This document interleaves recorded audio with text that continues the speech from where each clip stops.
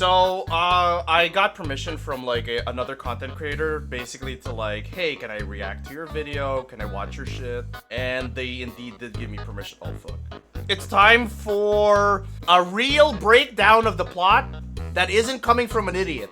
No, I would say you're an idiot. I'd say you're someone who has not played the game in 10 years. So, I think that's the more accurate description. Here's the thing, right? I have feelings. I have really strong feelings.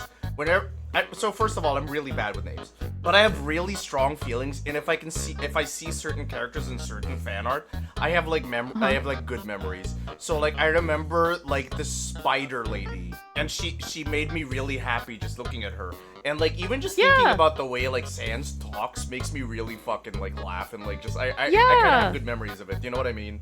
Anyway, here's the lore video.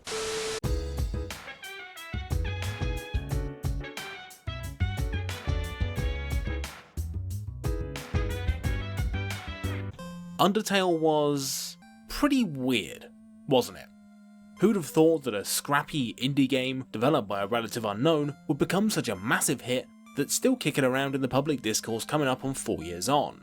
Now with the release of Deltarune, Undertale's sequel, follow-up, sidequel, alternate universe, meta fanfic thing officially in production, and with a shiny new demo out to similar rave reviews, it's got me thinking about, well, what Undertale was actually about. Yeah, there's the flower! Seems like a straightforward question, yeah. But for the life of me, I couldn't actually figure out a satisfying answer. The internet was no help either.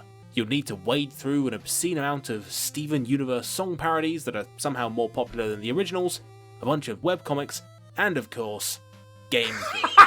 Only to discover that no one's really attempted a comprehensive reading before. So I have two questions though. This game was a Kickstarter, wasn't it? Like, and they basically blew past their initial goal, and that's why the game is so big. It might have been. It might have been. I don't know the lore behind the development of Undertale, unfortunately, but that sounds kind of right. Chapter 1. So he's gonna be basically he's giving his commentary on the game, I guess, too. While he's gonna run through the plot, I think, is what he's saying. I think if there was anything about Undertale that has yet to receive the praise it deserves, it's the first 5 or so minutes. The introduction of the game is this rollercoaster ride of subverted expectations and deceptions that excellently sets the stage for what's to come. There's the subverted intro where it turns out the big bad monster army lost. There's the fact that you're playing a different character to the one in the intro. There's Flowey turning out to be evil, only for him to be replaced by Toriel, who's nice. It's complete narrative whiplash. And for a very good reason. Okay, so Flowey and Toriel, I got that right. What is the main character's name then? That is not known. Like in the it's not that it's not known. It is known as like meta knowledge, and I'm pretty sure you might find it out later on. I don't want to spoil anything. But no name technically, but there is a name that you can put in that is like it goes into spoiler territory. I can't really talk about it unless you really want to get into it. So Not yet. Any anchoring Undertale has to a typical gaming opening is shattered when she skips you past what's obviously supposed to be a training puzzle and then tells you you're not supposed to kill the randomly spawning monsters. Just before Toriel lets us off the leash to start the ruins proper, there's a scene where she tests your independence by having you walk across this room without her. This seems like pretty straightforward characterization of Toriel, and there's also a cute Easter egg where you can find her hiding behind this pillar. But it's actually a subtextual hint to the player that they'll need to rely on their own intuition in order to make it through, as demonstrated by the fact that you need to defy her in order to continue. This is proven at the end of the ruins. Once you're reunited. So I got the frog right. That's the first monster you encounter, I think. That is indeed a frog, yeah. And if I remember right now, watching all of this, she basically babies you through all of the tutorials because she doesn't want you to get hurt. Yeah. It's the tutorial stage, essentially. It is just a tutorial. Hence the name Toriel, as in tutorial. Oh, fuck. Is that why her name is Tutorial? Yes. Do you mind me eating, by the way? I'm getting hungies. Oh, I don't mind. Go for it. Okay. Come on, Flowey. Really? You gonna come up with anything else? Because, so I think that the reason he's called Flowey for flower, it's just to subvert expectations because it's such an innocent name. Oh, okay. It's like, oh yeah, I'm Flowey the Flower, and then I'm gonna fucking kill you, and it's like, oh okay, well, didn't expect that from Flowey the Flower. Yeah, I remember now because we watched the scene. Basically, he's like, "Hi, this is a friendship pellet. You should take it." And you take it, and you're nearly dying, and he turns evil face, and he's like, "I'm gonna eat your fucking soul or some shit." Yeah. Yeah, Okay. it's just to make you feel like he's just an innocent little flower when he's not really. So this guy's correct though, at least in the beginning. It's like there's a lot of subversion of expectations.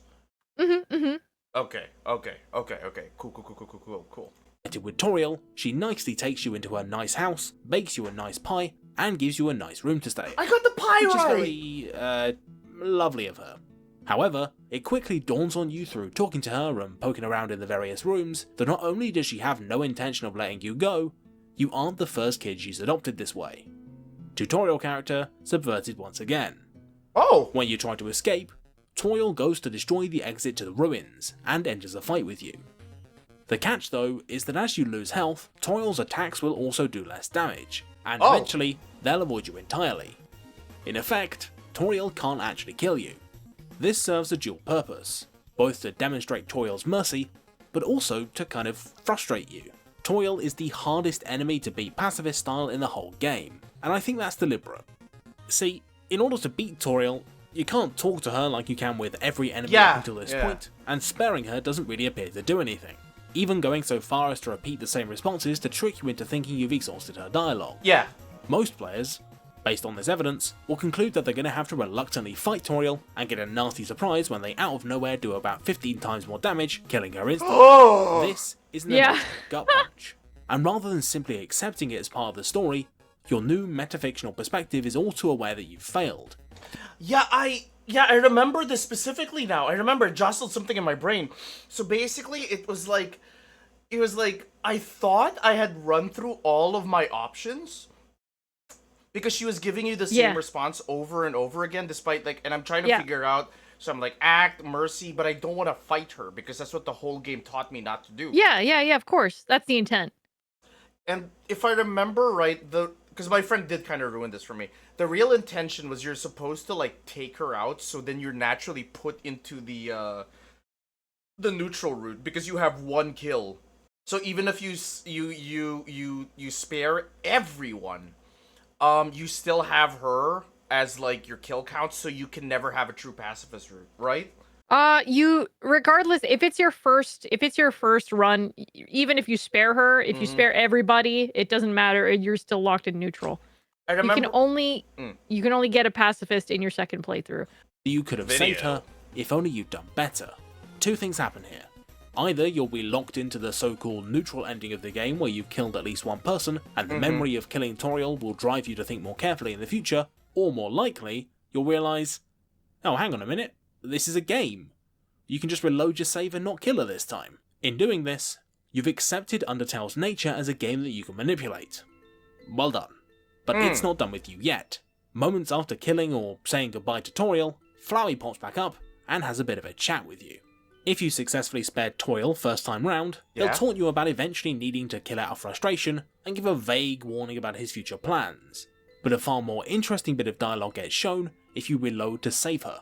Flowey knows what you did. He knows you used the power to save in order to bend causality to your will, and in doing so, replaced him as de facto manipulator of time and space. This revelation that you're somehow like Flowey kind of makes you feel gross and guilty. Like you cheated. And that's something that's difficult to rationalize away because, well, you did. Yeah, I fucking remember now. That fucking flower. Remember, it was Flowey and Sans Undertale. They remember everything you did because they could there's a bit of save files. Sorry, go ahead. Yes, there's some fourth wall breaking, some meta stuff going on with those two. Oh, yeah, and the game could basically crash on its own or some shit. It could basically turn off on its own, right? It kind of reminds me of Psycho Mantis from Metal Gear Solid. Do you know what I'm talking about? Yeah, I played Metal Gear, the first one. I remember that one. Yeah. Yeah, he would basically read your save files and then spook you out by going, "Ooh, I know that you played Castlevania Symphony of the Night." I think he's only able to do that on the PlayStation because of the memory card. Yeah. But he can't do it if you're playing the Steam version. He can't read anything in the Steam version. So Let me show you my psychic powers, and then he makes your controller rumble and shit. yeah. Yeah. You meet Sans the Skeleton in a Yes! genuinely creepy scene where he ambushes you in the woods I got this one immediately right. after being told how dangerous the world outside the ruins is. Luckily, Sans is pretty cool, and he's Wait, was quickly that followed edited by in? his brother Papyrus. Or was that part of the That was game? a whoopee cushion. That was part of the game? Yeah. Right, He he's has a little whoopee cushion in his shit. hand. And he's quickly followed by his brother Papyrus, who initially wants to capture and or kill you. The main problem you have to face in Snowdin is the repeated and entirely unsuccessful attempts by the Great Papyrus to capture you and haul you off to the monster capital. These little interactions are the absolute highlight of Snowdin for sure. Each one is a little vignette that shows Papyrus's very ambitious schemes crumbling around him, usually owing to his own incompetence. Oh, My he's a favourite is fail this villain. randomly generated and ridiculously complicated labyrinth puzzle he sets up, only for it to generate in the easiest Kind possible of. solution. It's brilliant. To figure out how you Oh, look feel at that and to make an monster informed thing. choice about Ew. whether you care about these Yeah, monsters. I never understood what After that all, thing was, but it's much pretty harder cool. to bludgeon Oh, great it was a death fucking dog in an than orange just suit of armor. Oh my god! He's Yeah, so he's just a dog. I'm gonna fucking die. He's so cute. It's- There was like really stupid ways in how to like beat monsters. Like one of them was basically like he was being obnoxious, so you just have to ignore him and not acknowledge him at all. Yeah. Just like how playing Undertale has given us a chance for some introspection, so has playing the game of monsters vs humans offered Papyrus a chance for a bit of soul-searching himself. Okay. Oh my Over god. time, Papyrus goes from directly adversarial in the first puzzle to helpful in the XOXO puzzle, and by the end, he even deactivates the deadly Gauntlet of Terror because he's realised something about himself. Papyrus isn't violent, he just wants approval and friendship. Right. This was a big theme with the game I'm remembering now. That was the biggest thing I was confused about, is like, why are they trying to kill you but become friends with you too? I got that, I think, sideways. If I remember right, it's through your, like, encounters where they're trying to kill you that you actually develop a friendship with all of these monsters. Did I get that right? It's because like they see you as a human and they are under the assumption, because of the history between the monsters and the humans, they assume that you are absolute evil. You are pure evil. You are a human. You are evil. You're there to kill them. However, our relationship with stories is a little bit more complicated than that. Something the next area, Waterfall, goes into in more Oh, detail. the waterfall areas. But Yeah. before that, please give me a moment to gush about the dating scene with Papyrus. It's not really relevant at all to my reading, but it is, however, the funniest bit in the whole goddamn game. What? Look at his outfit, he's so cool, and the music. What the it's so fuck? good. And crime Yeah, radar. Papyrus is cool, man. Crime radar. You date the characters? No, just Okay, Papyrus. Right. Oh, just Back to Papyrus. serious talk. Okay. Alright, I'm gonna level with you. Waterfall is probably the least interesting area It's just a Undertale bit? has to Okay. offer. Now, this is the part where you're probably expecting me to say we should be tolerant of everyone and respect everybody's Uh-oh. beliefs, right? Not quite. Uh-oh. What we need to do is to keep an open mind. This is made blindingly obvious when you face Undyne. She, unlike Papyrus or Toil, really wants to kill you. She's convinced that humans are evil. So convinced, in fact, that she'll break orders so she can fight you sooner and lie about everything. That's her! That's her! I've seen, Yeah. like, really sexy art of her, and she's, like, so attractive and stuff. Huh? Yeah? Yeah. That's yep. But Yeah, she Undyne is a very is a muscular lady. Yeah. I don't know, I think you put it best, but basically the fan art's really flattering for most of the characters. It's basically I mean, that's what it's gonna be for a lot of like like simplistically styled video games, right? They're gonna Yeah. have to embellish on a lot of the details that aren't there in the game itself. Monster wanting you dead, even though you know for a fact that isn't true. In combat, Undyne can't be reasoned with, and unlike Toriel, she can't even be worn down. Cool. In fact, it just makes Undyne angrier if you don't validate what she already thinks. It's very easy for violently inclined players to write her off as someone who'll never see your side of the story, and in doing so, they ensure that they won't see hers either. Oh, the little The shit solution to kid! beating Undyne is a pacifist, as with any other monster, is to make an effort to understand who she is, what she wants, and importantly, what she believes. And it's only by realizing that Undyne wants to kill you because she thinks you're a threat that you can do something about that. You've got to run away until she passes out from exhaustion and then prove her wrong, whether she likes it or not. Oh, that's so breaking cute. that cycle of violence. Alright, chapter 4 now, I think? Yeah. There we go. The what? I'll make no secret of it, Hotland is my favourite area in the whole game. Every set piece is just bursting with personality, and the main two characters on display get almost constant screen time. And a good thing too, because Hotland is really all about putting what we've learned into practice I forgot about this as robot. we meet and then break down the characters Yeah. of Alphys and Metaton. The initial Hi, impression of Metaton. Alphys we get is that she's kind of a joke character. She's awkward, likes computers, plays video game. Hang on.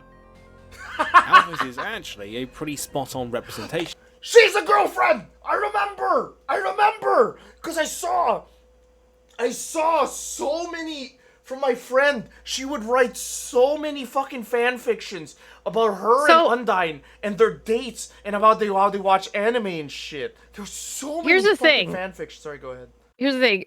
Alphys definitely canonically has a crush on Undyne. Okay. I can't remember if it becomes canon at the end. I think it does, but throughout the entire game, they're not actually dating up until the end, at least, or it's implied. Oh. But during the course of the game, you just know that Alphys has a crush on Undyne, and Undyne doesn't know. Okay, so my sense of reality has been warped about them dating super hard. My friend just fed me so much fan fiction of them dating and having like geeking out over anime like Dragon Ball and shit. Of not just the typical nerd, but also of the Undertale demographic. Alphys suffers from anxiety, difficulty talking to people, as well as a lack of self-esteem. However, like many a nerd, all those things melt away when she gets a chance to talk about the things she loves. Alphys she's is stacked so up against cute. Metaton, who She's very much adorable. represents the other end of the social scale. Metaton is Metaton. charismatic, confident, and, do if I you don't not mind me remember you saying, at all? a real looker. There's You're the gonna remember small him downside of eventually. The fact that Metaton has it I out don't for think so. humans, but don't let that distract from his You will. boxy charm. When you arrive at the core, Metaton's lair, Alphys suddenly loses all composure as things go wrong, and she bails, seemingly undoing her growth. She It's only leaves after you talk to Metaton die! before his final battle that the reason is revealed. Alphys has been lying. She asked Metaton to pretend to be a villain so that she could insert herself into your story, artificially making herself the hero. Alphys' love of video games and anime is a good thing. It's a fundamental part of her personality and should be celebrated. But instead of using fiction to Oh, that's so soul-crushing. What the fuck? Yeah. She just wanted to be the main character, that's all. Yeah, there are like I had a friend who fucking hated Alphys. Like I can understand the disdain, but on the other hand, I'm just like she's just like her self-esteem is just so subterranean that you kind of just feel bad for her, and it's just like, man. She wanted to be a Yeah. hero. Okay. ask herself who she is, what she's done, or who she loves, Alphys has retreated into this childish fantasy and refuses to actually engage with the world, as encountering new ideas would mean asking herself some uncomfortable questions. Humans and monsters alike There's react Burger negatively when our Pants! preconceptions are challenged, but that reaction can be even more dangerous when it's directed at ourselves. Metaton's good intentions I fucking remember this! There you go. That is the Metaton that everyone knows and everyone draws. Yeah. He became absorbed in the inauthentic glitz and glamour of human celebrity and ended up forcing people around him to conform to an increasingly narrow worldview, and Alphys didn't make the cut.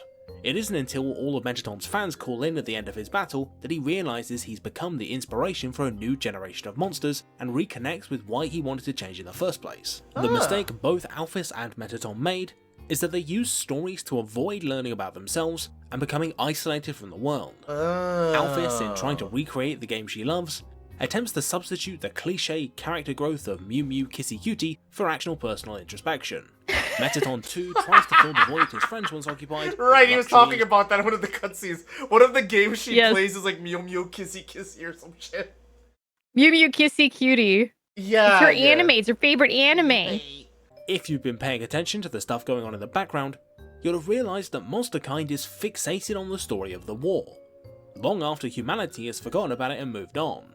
Oh. Kids play humans versus monsters, they've got these obvious human murder simulators lying around, and even what passes for monster religion has become all about justifying the war. But before we can do that, Alphys has one last lie to reveal. Okay. It takes more than the power of a human soul to cross the barrier trapping the monsters underground. You'll need a human soul, plus a little bit extra. I got the fucking human soul power correct! Oh my god! Oh my god! Yeah. The power Yeah. of human friendship was real! Oh! It is a thing, yes.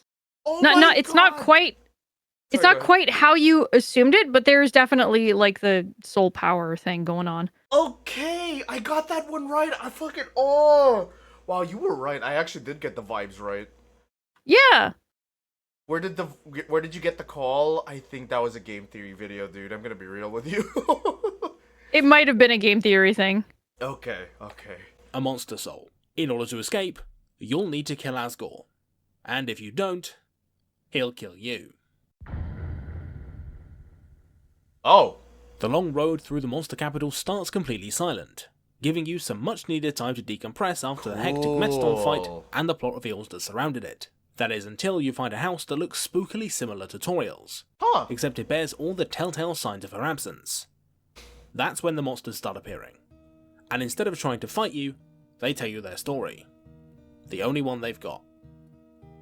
Asgore's reasons for going to war with the surface aren't born from bruised pride, greed, or even plain old anger. He's grieving. The tough part of this story is that it paints Asgore as the most sympathetic character in the whole underground. He lost everything, and he's still trying to do the right thing for those he cares about. The kingdom fell into despair. The king and queen had lost 2 children in one night. Humans killed their kids. The story goes places, man. Whoa! Oh no, I get it. I know why they're divorced. Is cause Asgore wants to kill human kids, and Toriel. Today, Junior? They're divorced because of differing views. But to be fair, don't take out human kids, right? To be fair, don't take out children. No, you're right. Yeah. Okay, so their kids were killed by humans. I'm guessing this was after they were driven into the hole, right? I can't remember if it's before or after. I can't remember. Basically, EXP and love are not the simple game mechanics you thought they were. They stand for execution points and level of violence. What the And it's that fuck? second one that Sans has the most to say about. Love is a representation of what we talked about earlier in Waterfall. The more you kill stuff, the easier and easier it becomes to justify your violence, and the deeper you spiral into this singular obsession, the harder it becomes to see anything else. Conversely, as Sans says, by keeping your love at 1, it means that you're open and receptive to the stories the world has to offer, and are more willing to learn from what you see and become a better, more complete person. Oh, Mine. that's so However, clever. Asgore's mind is closed. He surrounds himself with the golden flowers that were such a large component of his children's death, and even keeps the souls of the children he murdered close at hand. Oh my god! Constantly remind him of Yeah. What the fuck? How many kids did he need to fucking break the seal? Well, do you remember what Alphys said? You need 1 human soul and then 1 monster soul. But he didn't want to kill any monsters. So he's making up for it with human souls. No shit. That's what I got from they're it, yeah. divorced. Oh my god, he's a monster.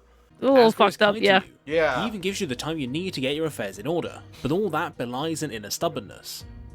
As far as Asgore is concerned, either your death or his is inevitable, and there's nothing that can change that. And so, with no other options, you eventually agree to fight. Oh, I remember his music being a banger. Oh my god. Ugh, it gives me chills every time, dude. Yeah. The music. Fingers in his ass, fingers in his ass. Kanye West, he lies, fingers in his ass. The battle with Asgore feels almost wrong.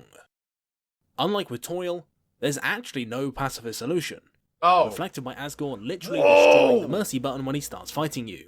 Even clicking the fight button, maybe for the first time, feels like a betrayal of your values.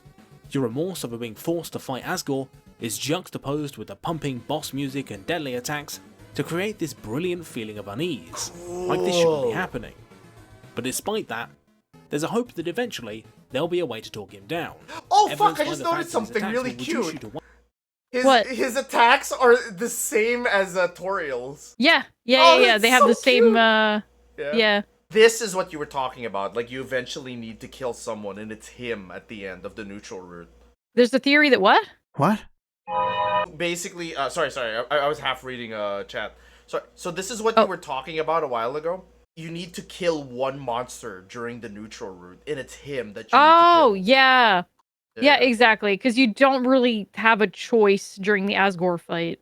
Oh. There's a theory about this. I believe he destroyed the mercy button because Asgore knew his name would be yellow. But it's just a theory. A game theory.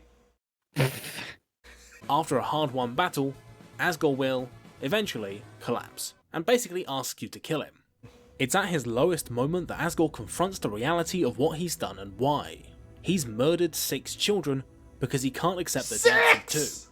He's turned monster society into a war machine that attacks outsiders on the spot, just like the humans did to Azrael all those years ago. Stories don't always have happy endings, and in many ways, it's the ones that make us feel sad, she's talking about the angry divorce. or uncomfortable that we have the most to learn from. Asgore's story is a lesson in how even the most well-intentioned people can do the wrong thing just because they weren't willing to look inwards and maybe change. Remember that one for a little bit later. Okay. Eventually, Asgore offers you the chance to kill or spare him, but regardless of what you pick, Flowey turns up, kills Asgore, becomes God, and then crashes the game. What the fuck? What the fuck is Flowey? Well, you'll find out. We'll find out.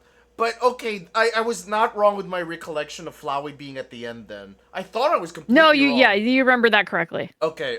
Because I remember how freaky looking his fight was, and they used like Photoshop parts and shit to like make it look super scary. Flowey's fight is so insane, dude. It is actually kind of scary, but it's great. It is so good. Yeah. If I remember right, he was visually horrifying, meanwhile Sans was mechanically horrifying. Oh dear. What? Yeah. In absorbing the 6 human souls, Flowey has become the most powerful being in Undertale and has wrenched back the ability to influence the world, pretty much making him God. The final ingredient for his metamorphosis is the 7th and final human soul, yours. Cool. Flowey's Oh my unlike god! everything else, is almost deliberately devoid of depth. So Yes, good, it's a dude. flashy boss fight, but it's actually really quite forgiving. What the There's fuck? allusions to the personalities of the 6 human souls, but ultimately, they end up being a bit of a plot device to defeat Flowey once and for all through the power of friendship or something. Yeah. It's This all a fight bit was so shallow. visually cool at the Even time. once we've beaten Flowey and are offered the chance to spare or kill him, we still haven't really proven his philosophy of kill or be killed wrong. We've just delayed it. If we kill him, not only will he be proven right, but he'll come back to life the moment we reload our save. Sparing him isn't much better. Flowey openly admits that he has no intentions of changing his ways, so mercy here is just going to put us back where we started. Even the credits are a bit somber, and it's not like we get a particularly happy ending for the characters either. They're still trapped underground, with no chance of freedom. But then, Flowey pops up, and tells us that because we were so nice and spared him, he could get us a better ending. I mean, well, that sounds like a deal that definitely doesn't have strings attached. Okay, that's the neutral ending. You get a shit ending. You don't get a shit ending. You get a kind of okay ending at the end, but then Flowey goes like, "Hey man, you can get a different ending then." This isn't the end. What do you mean? You're still, if I remember correctly, you're still in the neutral ending right now. Oh, time loop? Not quite. Okay. He only does if you spare him. If you kill him, he doesn't. Yeah, there's more. Okay. Yeah, there's more to the neutral story. Yeah. This game was so much deeper than I fucking remember now. I just remember like 3 endings and that's it. Huh. Yeah, it goes places. It's great. I have a question then. With like, I guess like to be careful about spoilers. Does Deltarune have this level of depth to it? Deltarune is not finished yet. It is still we're only on there, like chapter 3 and 4 released I think last month.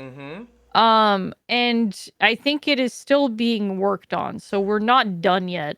So it doesn't have Yeah, still all has of these... 3 chapters left. Yeah. It doesn't have all of these weird ending shenanigans yet, essentially. Not yet. Not yet. Is there even like a pacifist genocide route with the game at all? I would assume so. Well, I mean, yeah, it's the mechanics are a bit different, but you can still spare and kill. Okay. Interesting. Wow, this is making me fucking excited for Deltarune. Oh my god. Oh, by the way, yeah, that was the idea. I'm gonna throw it out now. At some point in the future, Alfie, after I finish all 4 chapters of Deltarune, and after you finish it too, I'll basically like get in a call with you and like podcast our thoughts and shit. If we go back to Asgore and try to fight him, things start out the same way. Same intro, same badass opening theme, same terrible choice in front of us. But then, Toriel turns up and saves the day, followed by everyone else. As you might expect, this was all a ploy by Flowey to gather all the monsters in one place, so he could steal their souls as well as all the human souls, allowing him to ascend to his true form.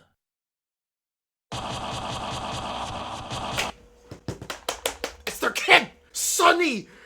That's why I remember the flower being her fucking kid! Yep. Oh!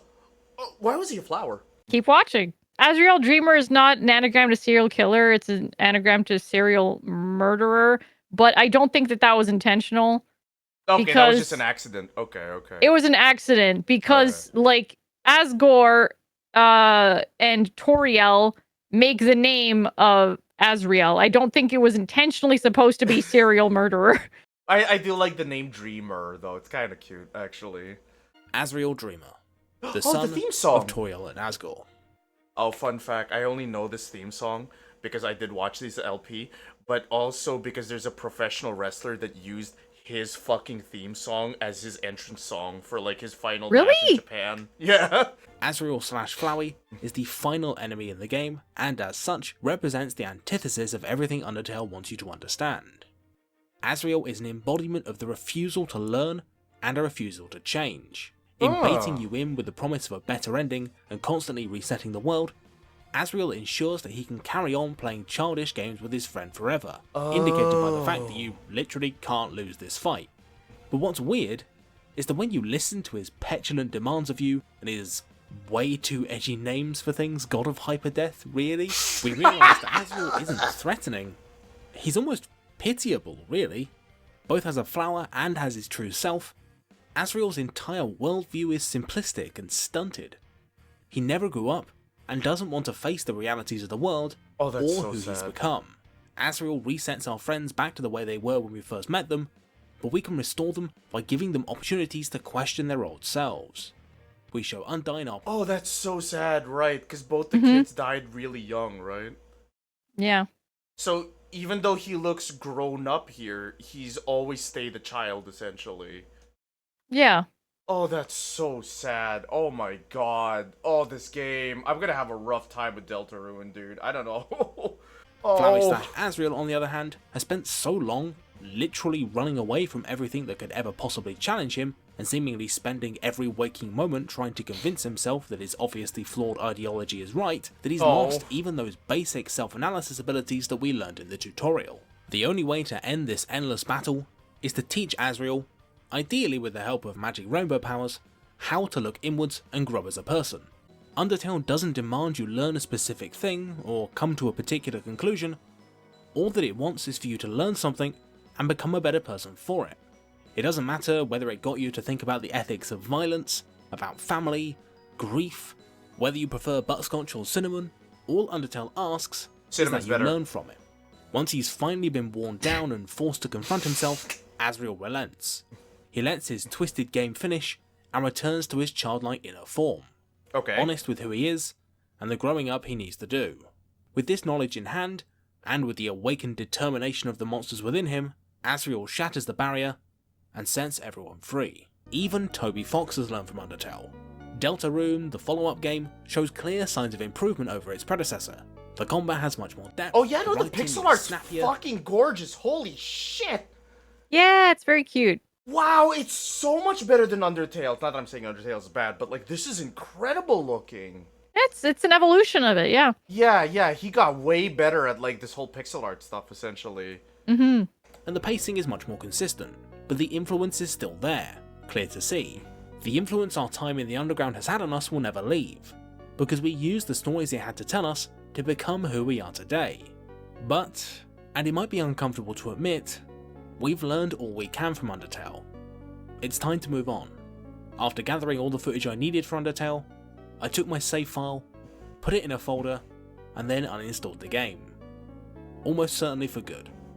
Undertale shattered the barrier for us, and now it's time to step out onto the surface. I think I understand now what was the original appeal again, and I forgot this, I guess, because I was so young at the time that I didn't really have like the brain power to read into it. I was 25. All of the meta-narratives and all of the lovable characters, like, it was basically the meta-narratives and the lovable characters that really stuck into people's minds during the time, because nothing else did it quite the way this game did back then. I feel like I vaguely remembered, again, because it was like 10 years ago, I only vaguely remember some of it.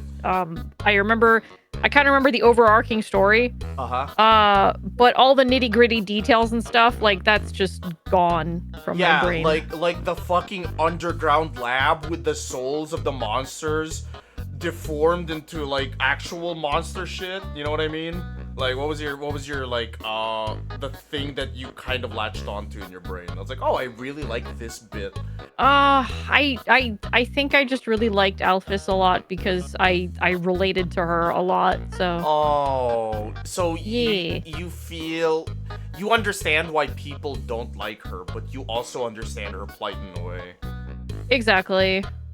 I just really like Alphys. Okay, I think this is a good place to end the video. Bye, have a beautiful time. Supposed to be impossible. I cut a sucker in small chunks, make more rhymes than Michael Jordan makes slams. I'm slow.